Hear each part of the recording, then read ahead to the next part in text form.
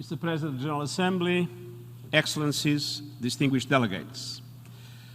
The past 10 days have witnessed a dangerous and horrific surge in deadly violence in the occupied Palestinian territory, particularly Gaza, and in Israel. I am deeply shocked by the continued air and artillery bombardment by the Israeli Defense Forces in Gaza. As of 19 May, these had claimed the lives of at least 208 Palestinians, including 60 children, and injured thousands more. The continued indiscriminate firing of rockets by Hamas and other militant groups towards population centers in Israel, resulting in at least 12 fatalities, including 2 children, and hundreds of injuries, is also unacceptable. My heart goes out today to the victims and their loved ones. The fighting must stop immediately. I appeal to all parties to cease hostilities now, and I reiterate my call on all sides for an immediate ceasefire. The hostilities have caused serious damage to vital civilian infrastructure in Gaza, including roads and electricity lines, contributing to a humanitarian emergency. Crossings into Gaza have been closed, and power shortages are affecting water supplies. Hundreds of buildings and homes have been destroyed, damaged, or rendered uninhabitable. Airstrikes have damaged several hospitals, which were already short of supplies due to years of debilitating closures exacerbated by the COVID-19 pandemic. The fighting has left thousands of Palestinians homeless and forced over 50,000 people to leave their homes and seek shelter in UNRWA schools, mosques, and other places with little access to water, food, hygiene, or health services. I was horrified by reports that 9 members of one family were killed in Al-Shati refugee camp. If there is a hell on earth, it is the lives of children in Gaza today. The destruction of media offices and the killing of a journalist in Gaza are extremely concerning.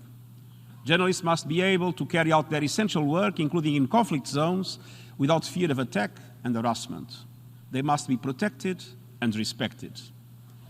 I'm deeply distressed by damage to United Nations facilities in Gaza. United Nations premises are inviolable, including during armed conflict. Humanitarian installations must be respected and protected. United Nations agencies and our partners continue to provide aid to the people of Gaza. UNRWA is providing drinking water, sanitation, and electricity generators for those sheltering in its schools, while the World Food Programme has provided electronic vouchers to 74,000 people in Gaza. And the Secretary-General Mark Lowcock and I will launch a full humanitarian appeal for funding as soon as possible. And meanwhile, to meet immediate needs, I'm working on an allocation from the Central Emergency Response Fund, and the humanitarian coordinator intends to release $14 million from the Humanitarian Fund for the occupied Palestinian territories. I urge donors to follow through on the pledges they have made. Access for humanitarian goods is paramount. Attacks by militant groups on areas surrounding crossing points are unacceptable. At the same time, Israel has a duty to allow and facilitate rapid and unhindered access for humanitarian aid, including food, fuel, and medical supplies into Gaza. Excellencies, meanwhile, rockets fired by militants in Gaza have reached as far as Tel Aviv and its suburbs and Ben Gurion Airport, claiming civilian lives, causing hundreds of injuries, and damaging residential and commercial property. Mr. President, Excellencies, even wars have rules. First and foremost, civilians must be protected. Indiscriminate attacks and attacks against civilians and civilian property are violations of the laws of war.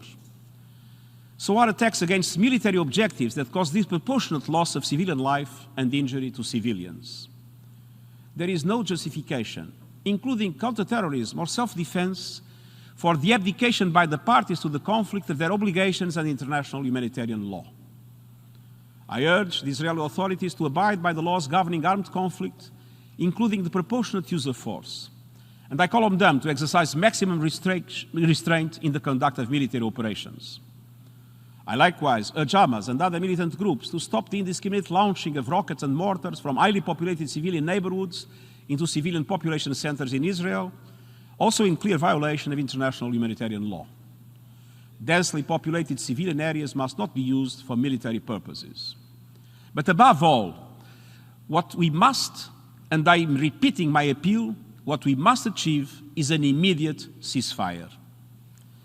Mr. President, Excellencies, I'm also deeply concerned by the continuation of violent clashes between Israeli security forces and Palestinians across the occupied West Bank, including East Jerusalem, where several Palestinian families are under the threat of eviction. These developments were preceded by weeks of tension, including around the holy sites. I urge Israel to cease demolitions and evictions in the occupied Palestinian territory, including East Jerusalem, in line with its obligations under international humanitarian and human rights law. All settlement activities, including evictions and demolitions, are illegal under international law. Jerusalem is a holy city for 3 world religions. I underscore that the status quo at the holy sites must be upheld and respected. In Israel, communal violence and inflammatory rhetoric have added a further worrying dimension to the crisis. This localized violence has diminished over the past week, and I commend Jewish and Arab community leaders and civil society organizations for their positive contributions to peace. Furthermore, with every day that passes, the risk that violence could spread beyond Israel and the occupied Palestinian territory increases. This conflict creates an environment that is ripe for exploitation by radicals and extremists. We must prevent at all costs the emergence of a new locus of dangerous instability in the region. It is imperative that we achieve de-escalation to prevent an uncontainable cross-border security and humanitarian crisis. Mr. President, Excellencies, United Nations officials, including my Special Coordinator for the Middle East process and myself, are undertaking extensive diplomatic efforts within the region, including with Egypt, Jordan, and Qatar, and with key partners in the international community to encourage all sides to halt the violence. We are engaging directly with the parties to conflict, including Hamas, in our efforts to secure an end to hostilities. I commend the ongoing efforts of member states aimed at encouraging all parties to exercise restraint, de-escalate tensions, prevent further civilian casualties, and reach cessation of hostilities. And I call on all members of the international community to do everything in their power to enable the parties to conflict to step back from the brink. And I call on the parties themselves to allow for mediation efforts to intensify in order to bring the fighting to an end. These horrific events did not arise in isolation. They must be viewed in the context of decades of military occupation, political deadlock, grievances and hopelessness, and the failure to address the core issues at the heart of the conflict. We know far too well that violence begets violence. The unconscionable deaths, suffering and destruction of the past 10 days only serve to push the prospect of sustained peace further into the future. A revitalized peace process is the only route to a just and lasting solution. It is imperative that we keep this long-term vision alive. It starts by replacing anger and disillusionment with hope for a future in which both Palestinians and Israelis live side by side in peace and security.